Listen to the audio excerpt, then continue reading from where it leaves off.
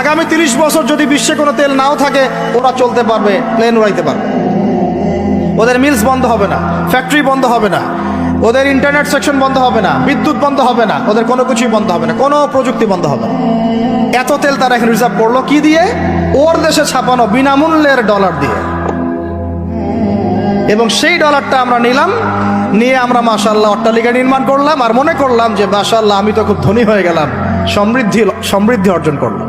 এরপরে তারা আরবদেরকে বুঝালো, ইয়া শাইখ, আরবদেরকে বুঝালো, হাবিবি, ইয়া হাবিবি, কাছে আসেন, শোনেন, আমরা আপনাদের কাছে তেল আছে, আপনারা তো তেল বয়কট করে দিয়েছেন, আর তেল ছাড়া তো আমাদের যুদ্ধ বিমান ফ্লাই করছেন।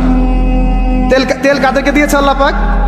মিডল ইস্টে আরবকে দিয়েছে, ঠিক আছে। এখন হাবিবিকে বলা হচ্ছে যে আপনারা তো তেল বয়কট করে দিলেন। এটা করেছিল বাদশাহ ফয়সাল, বলেন রাহিমাহুল্লাহ। উনি একজন সাহসী নেতা ছিলেন, এই জন্যই তাকে গুপ্ত হত্যা করা